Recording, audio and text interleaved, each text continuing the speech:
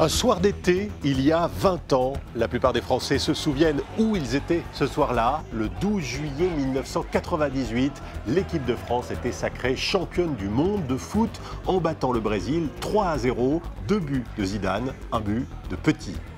Cette nuit-là, à Paris, 1,5 million de personnes se sont retrouvées sur les Champs-Élysées pour célébrer cette victoire. C'était le plus grand rassemblement populaire sur l'avenue depuis le défilé du général de Gaulle en 1944 à la libération de Paris. Le lendemain, ils étaient encore 500 000 pour venir voir passer le bus de l'équipe de France. Et le 14 juillet, le président Jacques Chirac célébrait le symbole de cette victoire.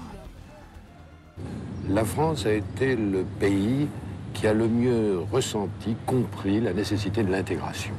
Et aujourd'hui, c'est vrai, cette équipe à la fois tricolore et multicolore donne une belle image de la France dans ce qu'elle a d'humaniste, dans ce qu'elle a de fort, dans ce qu'elle a de rassembleur.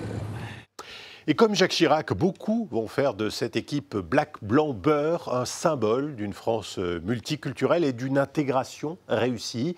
Cette victoire et le vent d'optimisme qui ont suivi vont même doper l'économie française pendant quelques mois. Alors, 20 ans après, que reste-t-il de ce moment de communion nationale? Billet retour en 1998, un reportage signé Ashraf Habib et Sylvain Rousseau. Champion du monde! Champion du monde! 3-0, 3-0. 20 ans après, le Stade de France résonne encore du triomphe des Bleus. Le 12 juillet 1998, l'équipe nationale bat le Brésil 3-0 et devient championne du monde. Le jour de gloire d'une enceinte créée pour l'occasion.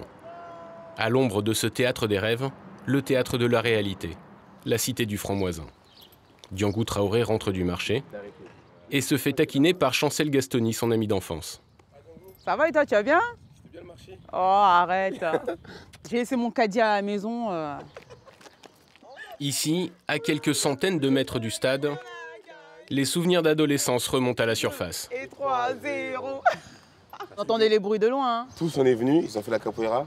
On essayait, mais personne n'a réussi. Et le jour, on a vu les Écossais. Les Écossais, ah, c'était quelque chose, les Écossais. Hein. Ah, c'était quelque chose. Hein. Au pied de ces barres d'immeubles vétustes, l'espace d'une soirée, le temps s'est arrêté. C'était incroyable, c'était un moment de fête, de joie, de partage, tout le monde embrassait tout le monde. L'équipe de France, ce qu'on retient, c'est Black, Blanc, Beurre. Ça fait que c'était une équipe qui était diverse et variée. Exactement. Ils ont reçu à faire qu'un, c'était l'équipe de France. Dès le coup de sifflet final, des millions de Français se répandent dans les rues. Chaque ville et village s'embrase. À Paris, les Champs-Élysées sont noirs de monde. On célèbre la France qui gagne, une France multiculturelle. Le nouveau héros national, grâce à ses 2 buts, est d'origine algérienne, Zinedine Zidane.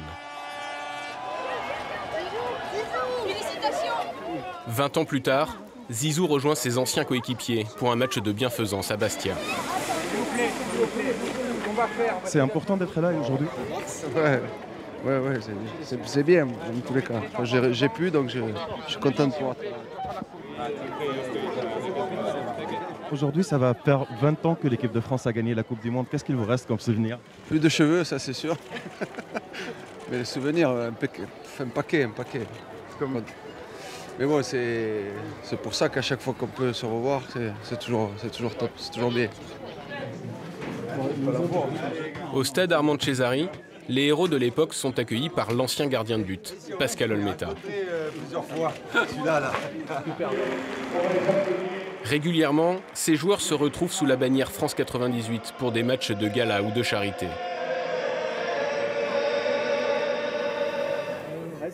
Aujourd'hui, ils viennent soutenir une association qui vient en aide aux enfants malades.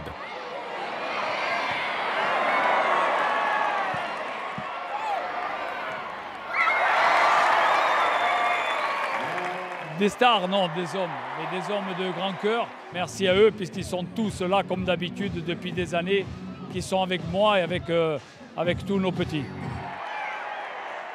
Un titre a suffi pour changer l'image du football français.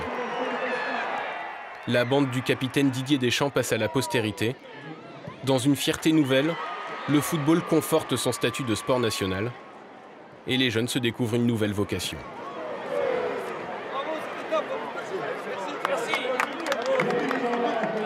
En bas âge, c'est surtout du plaisir.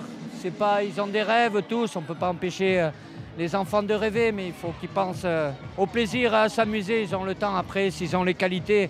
Mais jusqu'à 12, 13, 14 ans, il n'y a que le plaisir qui doit être là. Tout a changé dans le foot, c'est sûr, mais bon, après, je dirais que nous, on a eu le temps de grandir aussi, parce qu'il y avait moins de notoriété, moins de pression. Eux, ils n'ont pas vraiment le temps de grandir. À 18 ans, tout leur arrive dessus, il faut gérer ça, c'est pas évident. Donc il faut être bien entouré, il faut suivre les bons conseils. Petit frère a déserté les terrains de jeu. Il marche à peine et veut des potes de 7 lieues. Petit frère veut grandir trop vite, mais il a oublié que rien ne sert de courir, petit frère. Petit frère, petit frère. Dans la cité du Franc-Moisin, le terrain de foot tient lieu de garderie. Louis Gomis encadre les 6-8 ans. Des petits frères avec des rêves plein la tête que l'éducateur essaie de préserver.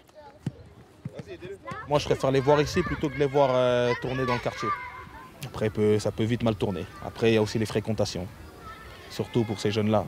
Il y en a, ils ont des grands frères, ils sont plus, qui ont arrêté l'école et eux, ils sont là au foot. Moi, je ne veux pas qu'ils suivent leurs grands frères. Je préfère les avoir ici, les surveiller. Au moins, je les ai à l'œil. Les parents, ils savent ici qu'ils sont en train de faire le foot. Et voilà. Le quartier a beaucoup changé ces 2 dernières décennies. Le rêve éphémère d'une société métissée et unie a laissé place au trafic, à la violence et au chômage. Plus de 40% chez les jeunes du Franc-Moisin. Chez elle, Diangou Traoré reçoit Daniel Ludon, Mamie Daniel, une figure locale. Les 2 femmes sont d'accord, la clé c'est l'éducation. À un moment donné, il faut que les institutions, c'est-à-dire que tout ce qui est enseignement et compagnie, il faut qu'ils jouent leur rôle. Il y a quelque chose à faire. Il y a quelque chose à faire, bien mais on sûr. ne peut pas laisser ces enfants en souffrance continuer à monter jusqu'au lycée. Et au lycée, ils n'arrivent pas à lire, ils n'arrivent pas à écrire. Après, à un moment donné, ça fait quoi? Échec scolaire. Violence, violence due à échec scolaire. Le gars, il est en échec scolaire ou la dame, elle est en échec scolaire, elle devient violente parce qu'elle n'a pas réussi. Avec la construction du Stade de France, le quartier a cru en un avenir meilleur. Mais le développement économique n'a pas franchi la passerelle. Au Franc-Moisin, moins d'1 jeune sur 2 est diplômé. Dans notre quartier, vous avez des ingénieurs, vous avez des infirmiers, vous avez des médecins. Mais il y a des parents qui baissent les bras parce qu'ils ne peuvent plus. Il y a des enfants qui sont très durs. Il n'y a pas de travail, ils n'ont pas d'argent, ils ont envie de s'acheter des chaussures, ils ont envie de s'acheter ça, ils n'ont pas. Il faut trouver l'argent quelque part. Il y a de la violence, il y a de la violence. Le football ne peut être tenu pour responsable des problèmes du quartier. Mais il en est le symbole. Après la Coupe du Monde, les politiciens ont mis en avant les vertus de la solidarité, du travail et de la mixité, quand toute une génération n'a vu qu'argent facile, starification et magazine People. Pour Marie-Georges Buffet, ministre des Sports à l'époque, la récupération politique du phénomène Black Blamber n'a pas suffi à masquer les carences politiques. Le sport apporte beaucoup, mais il ne peut pas remplacer les décisions politiques, il ne peut pas remplacer le comportement humain dans la vie quotidienne, etc. Il ne faut pas lui demander ça, il n'en est pas capable. Donc on a peut-être rêvé qu'à travers une équipe composée d'hommes tout à fait généreux, etc., on allait régler le problème, les problèmes que connaissait notre pays. Non, le sport ne peut pas le faire. Pourtant, l'un de ces champions du monde a pris le problème à bras-le-corps, Bernard Diomède. En 2008, l'ailier formé à Auxerre et passé par Liverpool a créé une académie qui porte son nom. Avec sa femme Delphine, l'ancien international développe un projet à 3 volets, footballistique, éducatif et sociétal. On va permettre à des jeunes de concilier la même rigueur qu'ils ont sur le terrain avec cette dominante éducative. Tu veux être footballeur, c'est bien, mais très peu de jeunes réussissent. On ne va pas t'enlever ton rêve. Le rêve est gratuit, mais la réalité, elle a un prix. Et il ne faut pas qu'à la fin, si tu n'as pas cette chance d'être footballeur, que tu te retrouves sur le bord du chemin. Dans le couple Diomède, Delphine gère la partie éducation. De la 6e à la terminale, 85 élèves se partagent entre football et matières scolaires, comme le français ou les maths. Vous pouvez vous asseoir, merci. L'académie affiche un taux de réussite au bac de 100% depuis 10 ans. Le football n'est pas du tout la finalité, c'est simplement un moyen d'éducation et une motivation, un vecteur de motivation pour permettre à l'enfant de se construire. Vraiment, on cède cet outil, c'est un outil, un moyen pour aider à l'enfant à progresser, à grandir. Une fois par semaine, les élèves ont des cours périsportifs. Nutrition, sommeil, hygiène. Aujourd'hui, Erwan, un ancien élève, enseigne l'histoire du football. Quelqu'un connaît l'histoire du foot un petit peu? Oui, ouais, c'est... En levant la main. C'était en Angleterre, il y avait un prof de PS où ses élèves ils s'ennuyaient. Il est parti acheter un ballon rond, il leur a donné, après il leur a dit des règles de faire ça, de faire comme ça. J'avais jamais entendu l'histoire comme ça, mais elle peut être pas mal. 2 ans après avoir quitté l'académie, le jeune homme est de retour en formation professionnelle pour devenir éducateur sportif. L'histoire du football, je l'ai appris ici, sinon je pense qu'ailleurs, je ne l'aurais pas appris. Et donc maintenant, justement, je transmets ce que je sais aux jeunes de l'académie. Et voilà, je prends plaisir à faire ça et je pense qu'ils prennent plaisir à poser quelques questions, à découvrir. C'est la FFF. La FFF, ils forment qui aussi? Moi, au début, je ne savais pas qu'en 1904, la création de la FIFA, je ne savais pas. Et là, j'ai appris ça, donc ça m'intéresse. Sur le terrain, garçons et filles de toutes origines jouent ensemble. À 11 ans, ces enfants se rêvent en professionnels. Allez, verrouille ta cheville, appuie ton ballon, bien, super, impeccable. Lève la tête, Blaise Ilias, t'as la tête dans les chaussures. Au même âge, Erwan aussi s'imaginait footballeur. La barre était trop haute, mais à défaut d'assouvir son ambition, son passage à l'académie l'a fortifié. Donc j'ai pris énormément de maturité, énormément de responsabilité. J'ai appris des valeurs qu'au jour d'aujourd'hui, ces valeurs-là me servent dans la vie de tous les jours en fin de compte. Les valeurs qu'on m'a données, c'est ce que je suis aujourd'hui, c'est ce que j'essaye d'inculquer aux jeunes. Voilà, plus fort, plus fort. Dans les centres de formation classiques, 90% des jeunes ne deviendront jamais professionnels. Les recalés sont lâchés dans la nature. Mais ici, les éducateurs sensibilisent les élèves à d'autres opportunités, arbitres, médecins du sport ou éducateurs. Sur le terrain, l'attitude passe avant la performance. Dès que je gagnais, je chambrais les adversaires. Ça, c'était pas bien. Du coup, quand je suis venue ici, maintenant, je sais ça fait quoi de perdre. Donc avant, je jouais avec trop de touches le bal. Là, ils nous ont appris à jouer plus simple. Le football est le sport universel. Un ballon, des enfants, et le jeu peut commencer. Le lendemain de la victoire, les Bleus s'offrent un bain de foule sur les Champs-Élysées. Une image unique de communion nationale, un pur moment de grâce. Mais des lendemains qui déchantent. Le tissu social s'effiloche chaque jour un peu plus, et le football enchaîne les controverses. Paul Dietschi a écrit plusieurs livres sur l'évolution du sport. Le professeur d'histoire dresse le parallèle entre l'évolution du football et de la société. C'est perdu aussi cet esprit d'un certain travail collectif venant de l'usine, mais qui est aussi finalement peut-être une conséquence des transformations de la vie économique et sociale, dans laquelle finalement cette culture de l'usine, cette culture de la permanence dans un emploi que finalement on commence à 20 ans et puis que l'on arrête à la retraite, c'est terminé. Donc finalement l'individualisme des footballeurs, il correspond aussi assez largement à l'individualisation des parcours professionnels dans la société. Au cœur des monts du Forêt, berceau de cette France ouvrière, le petit village de Saïsou-Couzan. 940 habitants et une légende vivante, Aimé Jacquet, l'entraîneur des champions du monde.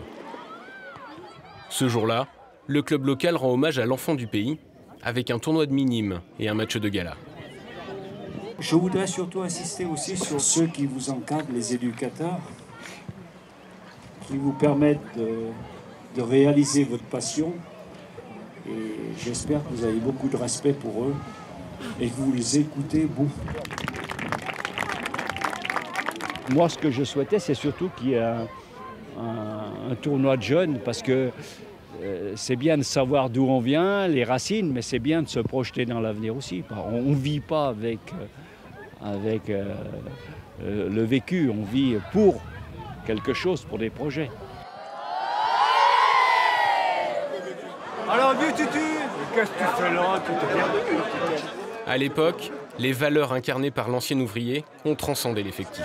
Par rapport aux autres entraîneurs, peut-être que j'ai eu, on avait ce sentiment en fait, qui nous respectait beaucoup et qui nous aimait énormément.